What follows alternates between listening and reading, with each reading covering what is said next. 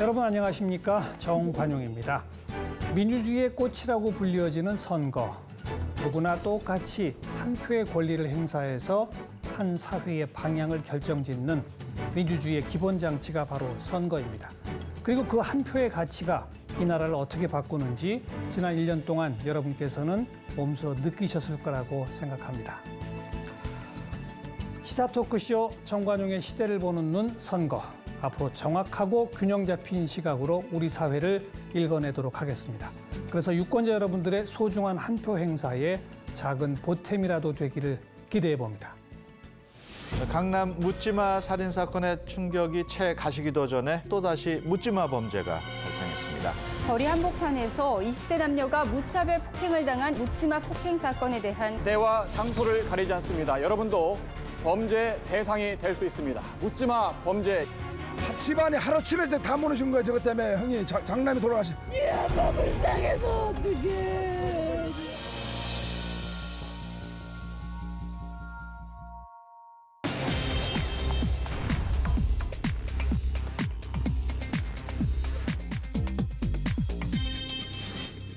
요사이 잇따라 벌어지는 묻지마 범죄 불안하신 분들 참 많을 겁니다. 그래서 오늘은 묻지마 범죄의 실태 그리고 원인 어떻게 대처해야 할지 함께 고민을 좀 나눠보겠습니다.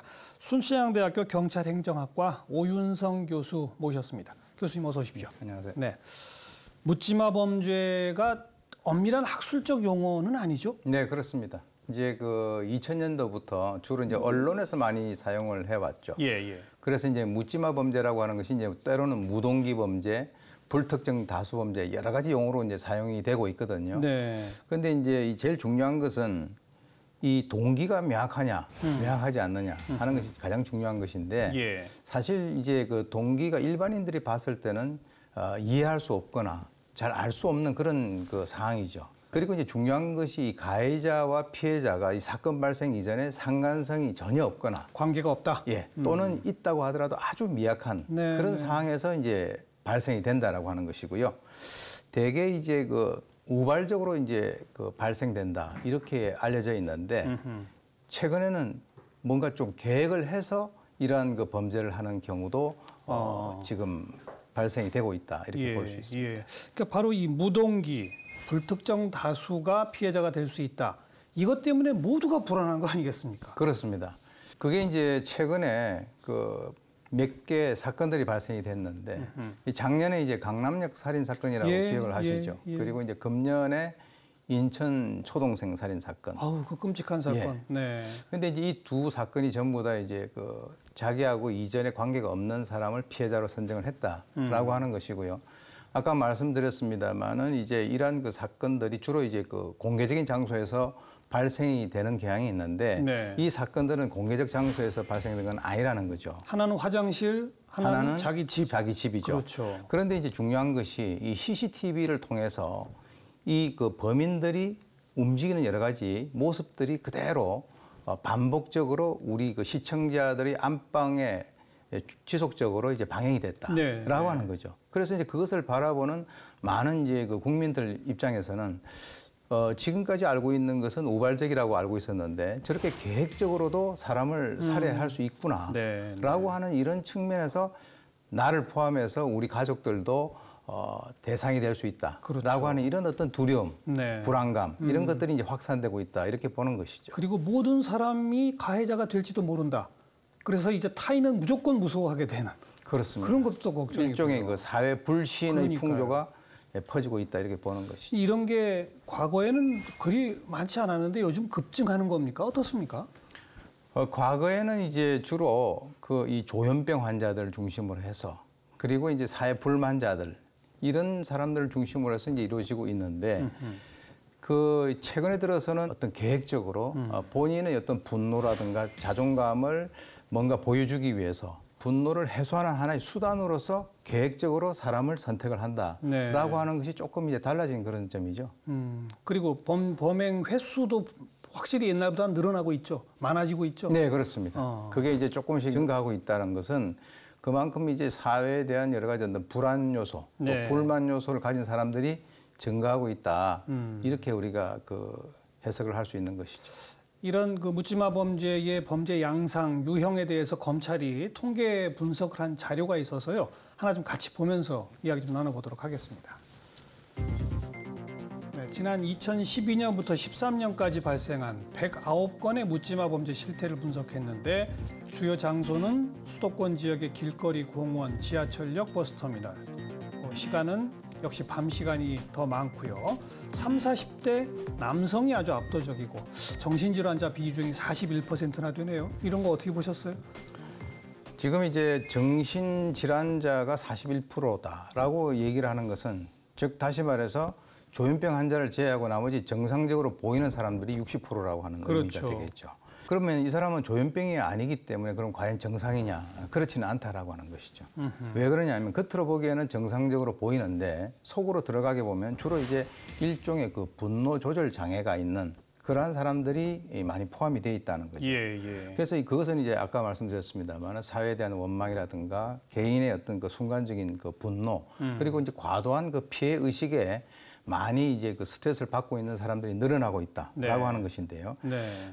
최근에 이제 발생한 사건들을 우리가 한번 보게 되면 음악 소리가 귀에 거슬린다고 그 유리 청소를 하는 그 작업하는 인부의 그 밧줄을 끊은 사건이 있었죠. 있었죠. 예. 또 이제 인터넷 속도가 느리다고. 마음에 들지 않는다라고 해가지고 자기 수리기사를. 수리기사를 또 살해한 그런 경우가 있었죠.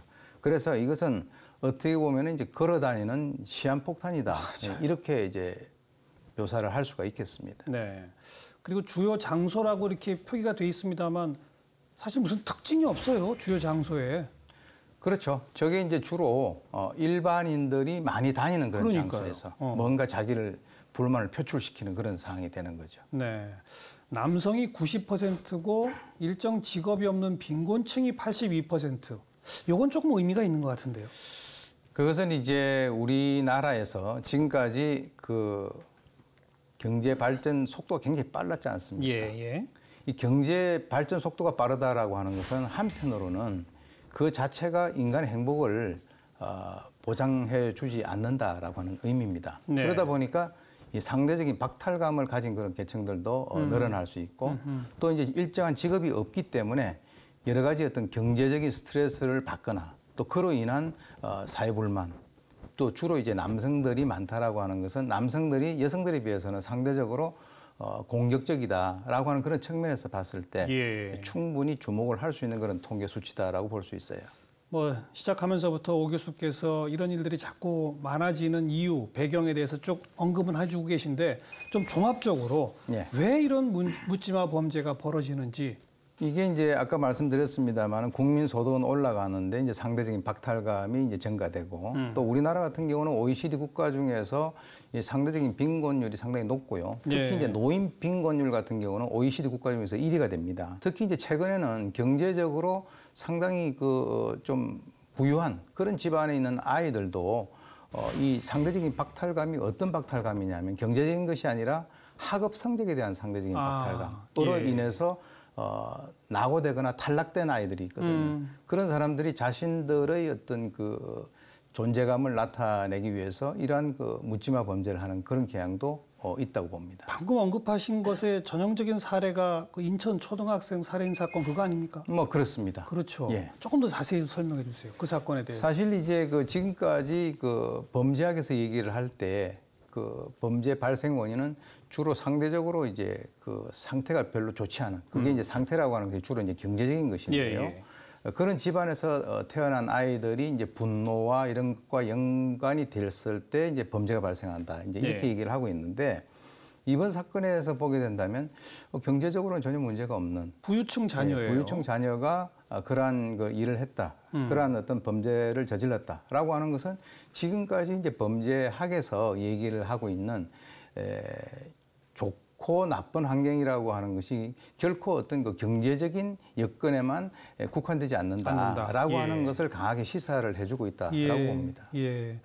그 부유층의 자녀이지만 학업 성적도 안 좋고 그래서 학교는 거의 가지 않고 그런 어떤 상태. 그런데 이제 재판 과정에서 줄곧 자기들은 정신병이 있다.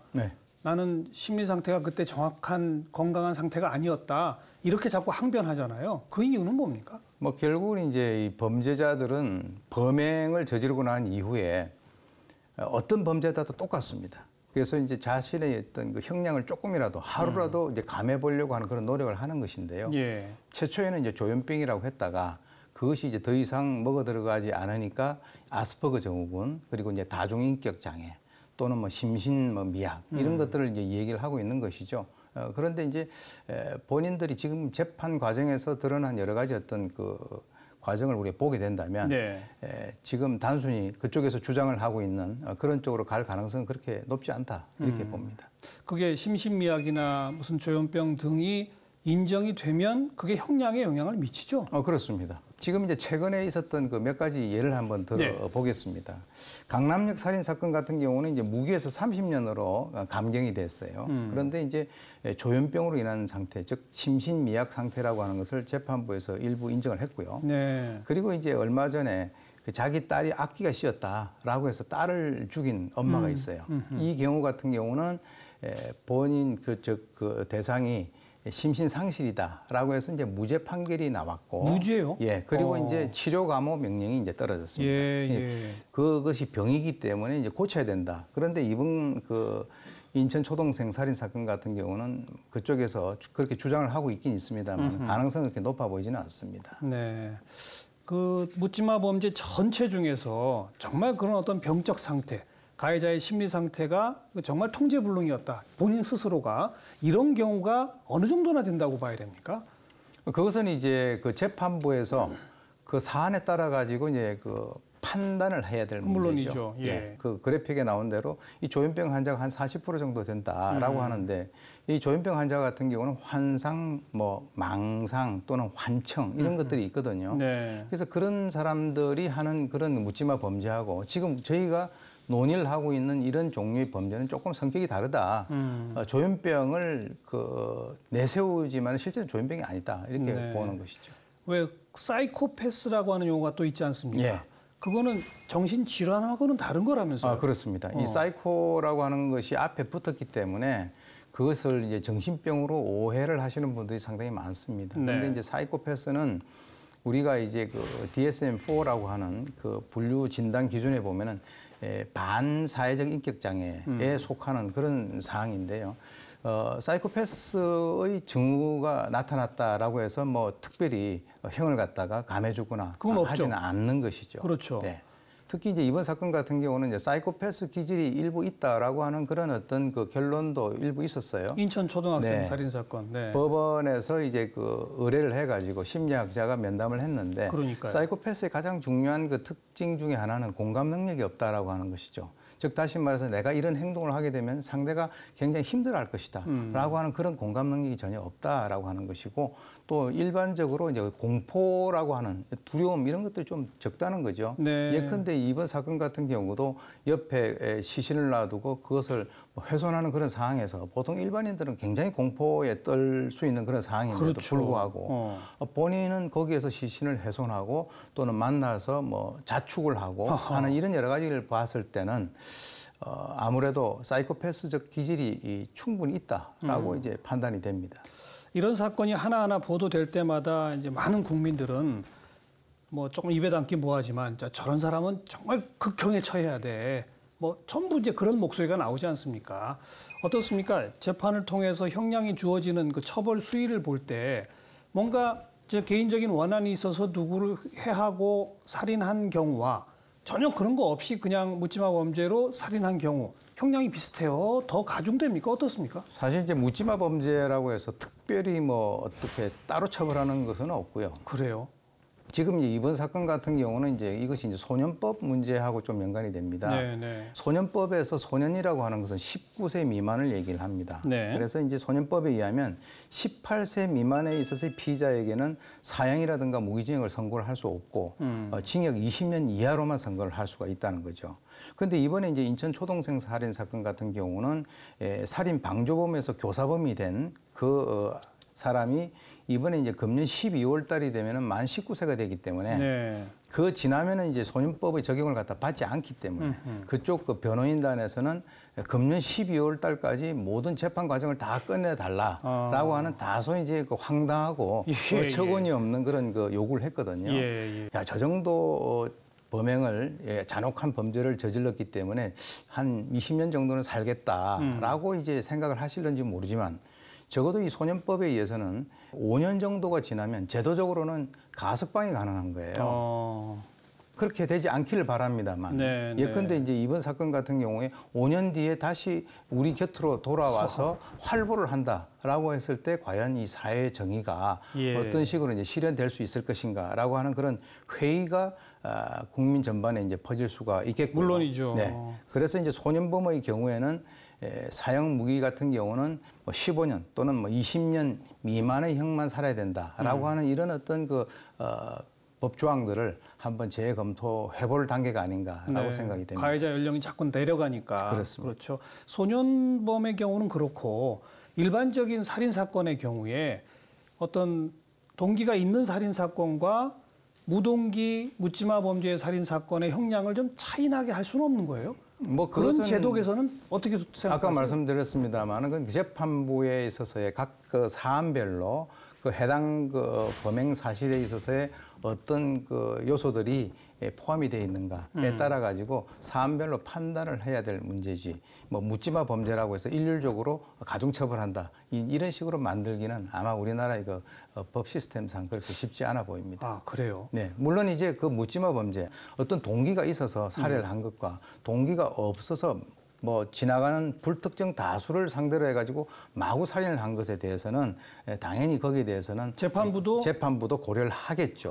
그러나 아까 말씀하셨던 이 심신미약이라든가 심신상실이 있다라고 한다면 또 아까 같이 뭐 감형이 되거나 또는 뭐 그 경감이 되거나 또는 이제 무죄 선고를 받을 수도 있다라고 하는 것이죠. 그리고 국제적으로 비교해 봐도 이 흉악범에 대한 형량이 어떻습니까? 우리나라가 조금 너무 적은 거 아니에요? 아니 간간히 들리는 미국 뉴스를 보면 징역 뭐 100년도 있고 막 그러던데. 뭐 물론 이제 미국 같은 경우는 각 주마다 주법에 따라서 좀 다르긴 합니다만 전반적으로 보게 된다면 우리나라의 어떤 그 법 집행이라든가 이런 것들이 상대적으로 좀 약하다라고 하는 그런 일반적인 의견들이 많습니다.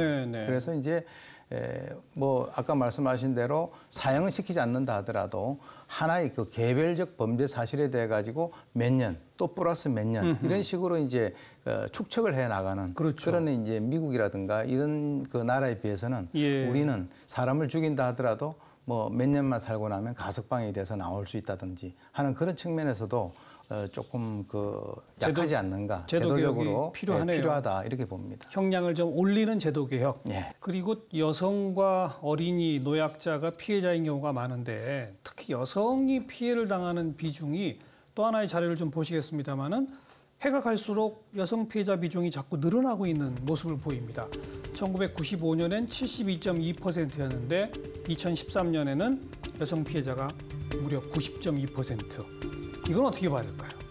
이것은 이제 사실 우리 사회에서 이런 것을 가지고 이제 여성 혐오다라고까지도 이제 얘기를 하는 그 정도의 위험 수위에 올라왔다라고 보는데요. 일반적으로 이제 범죄자들 같은 경우는 본인들이 약한 상대를 고르는 그런 경향이 있습니다. 그 이제 예컨대 노약자라든지 또는 뭐 어린아이라든지 여성인데 그 중에서도 가장 중요한 것이 여성들에 대해서 공격을 많이 한다는 거죠. 그러나 이 조현병 환자들조차도 남성들에 대해서 특히 이제 힘 있는 사람에 대해서는 잘 하지 않아요. 무서우니까. 본인도 거기에 대한 어떤 그 반대의 급보를 받을 수 있기 때문에 공격하다가 내가 당할 수 있다. 그렇습니다. 그걸 알고 있는 것이죠. 그래서 주로 이제 보호자가 없는 여성들을 대상으로 해서 범죄를 저지르는 그런 경향들이 많다라고 생각이 들어요. 네. 그다음 이제 우리가 짚어야 될 게 피해를 입은 사람들의 가족들이 입는 고통입니다. 지금 정부에서 그런 피해자 가족들을 도와주는 그런 프로그램들이 좀 있죠? 지금 이제 범죄 피해자 보호법이라고 하는 것이 있어요. 거기에 보면 이제 일단 그 범죄 피해자에 대해서 정보를 제공하고 형사 절차에 있어서 이제 참여를 보장을 하는 것이죠. 그리고 이제 상담 치료라든가 또는 그 보호 위탁을 하는 그런 프로그램도 있고 그다음에 이제 중요한 것이 유족 구조금이라든가 장애 구조금 그리고 이제 상해 구조금 이런 예. 것들을 일시금으로 이제 지불하는 그런 제도가 있긴 있습니다만 예. 아직 우리나라 같은 경우는 사실 이제 범죄 피해자 보호법 자체가 생긴 지가 그렇게 오래되지 않았기 때문에 외국에 비해서는 이제 초기 단계가 아닌가. 이쪽 부분에 대해서는 우리 국가나 또는 사회가 지속적으로 관심을 기울여 나가야 될 그런 네. 부분이라고 봅니다. 네. 특히나 범죄가 묻지마 범죄가 될수록 네. 이건 일종의 사회적 범죄거든요. 네. 개인적 범죄라기보다는 그럼 역시 피해자를 도와주는 것도 국가와 사회가 공동 책임을 져줘야 되는 거죠. 당연히 공동 책임을 져줘야 되는 것이고 그렇다고 해서 이제 묻지마 범죄 피해자에 대해서 따로 어떤 그 법이 있는 것은 아니고 그건 아니라 하더라도 전체적으로 범죄 피해자 보호법 그 내에서 그런 어떤 그 보상 같은 것들이 이루어진다라고 할 수 있습니다. 아니, 제 말씀은 그러니까 그런 묻지마 범죄가 점점 늘어나고 있기 때문에 사회가 피해자들에 대한 관심을 더 키워야 할 필요성이 더 커지고 있다. 그렇습니다. 그런 말씀이고요. 네. 중앙선거관리위원회 홈페이지에서는 여러분의 소중한 의견 기다립니다. 묻지마 범죄에 대한 좋은 정책 제안 있으신 분들 선관위 홈페이지에 공약은행 게시판을 찾아주시기 바랍니다.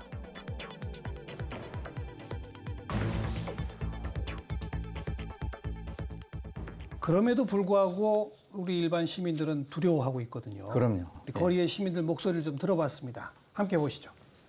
요즘에 그 여자 화장실에서 일어났던 살인이 많고 사건이 많았잖아요. 그래서 밤길에는 좀 빨리 다니고 그런 게 그나마 제가 할 수 있는 방법이라고 생각하고. 얼마 전에 그 알바 끝나고 집에 가는데 그 골목길에서 자동차 타고 뭐 길 막 물어보시다가 혹시 뭐 제가 데려다 드릴까요? 이러면서 막 차에서 내리려고 하시는 거예요. 그래서 아니라고 하면서 엄청 소리 지르면서 도망갔던 기억이 있어요. 뭐 이렇게 모르는 사람 쫓아온다던가 뭐 길을 물어보려고 차에서 이렇게 내렸는데 안에서 약간 변태적인 행위를 한다던가 뭐 약간 그런 것들 몇 번 겪은 적은 있긴 있어요. SNS 스토킹한 건 주변에 실제로 있어서 좀 되게 소름 돋았고 좀 처벌이 좀 강화돼야 되지 않나. 네, 역시 처벌 강화를 요구하는 목소리가 높고 앞에서부터 보니까 여성들 늦게 집에 갈 때, 늦은 귀가 때 불안하고 위험하다. 그쪽에 뭐 무슨 도움 주는 정책은 없습니까? 안심 귀가 서비스 또 이런 거? 안심 기가 서비스가 있어요. 서울시 같은 경우는 이제 그 120 그 다산 콜센터에다 전화를 하게 되면 예. 본인이 이제 그 하차하게 될 그 버스 정류장 또는 이제 그 전철역 그 도착 30분 이전에 그렇게 도움을 요청을 하게 되면 네. 그 당시에 이제 그 어떤 도우미가 지킴이가 나와서 그 사람을 이제 그 거주지까지 함께 걸어가주는 함께 걸어가주는 네. 그런 그 시스템도 있어요. 예, 안심 귀가 서비스. 예. 아직은 서울만 되고 있습니까? 지금 현재로는 이제 서울이 이제 주로 이루어지고 지방자치단체에서도 이제 그와 연관돼서 좀 비슷한 제도를 시행을 해보려고 하는 예. 그런 어떤 움직임들은 있는 것으로 알고 있습니다. 네. 지금 이제 자라나는 어린 자녀들을 둔 부모들의 마음이 또 불안하지 않습니까? 자녀들한테는 어떤 교육이 필요할까요?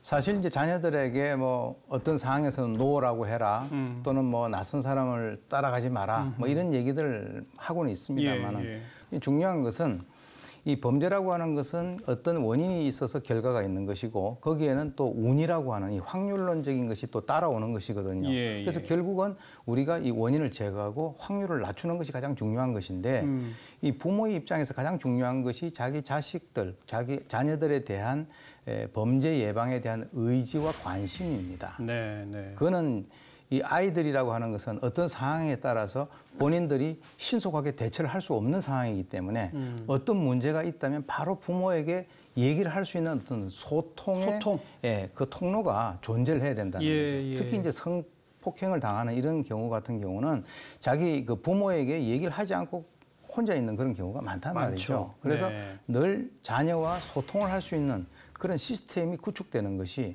이 자녀들의 범죄 예방에 있어서 가장 핵심이다 이렇게 볼 수 있습니다. 끊임없이 대화가 통할 수 있도록 그리고 그 대화 속에서는 아까 좋은 팁을 주셨어요. 범행의 대상이 될 원인은 제거하라. 그러니까 남에게 원한 살리를 좀 하지 마라 이런 거겠죠. 운과 확률은 낮춰라. 그렇습니다. 위험한 곳은 조금 피해가라. 네. 그런 거 아니겠습니까? 예. 오윤선 교수님 좋은 말씀 잘 들었습니다. 고맙습니다. 끔찍한 묻지마 범죄 없애기 위해서는 강력한 대응, 효율적인 관리 꼭 필요합니다. 동시에 우리 사회 그늘에 숨어 있는 그 은둔형 외톨이들을 따뜻하게 포용할 수 있는 사회 분위기도 필요하지 않을까 싶네요. 그런 사회 분위기를 만들기 위한 우리 유권자 여러분들의 소중한 선택도 매우 중요하다고 판단됩니다. 오늘 여기까지입니다. 다음 시간 또 뵙죠. 안녕히 계십시오.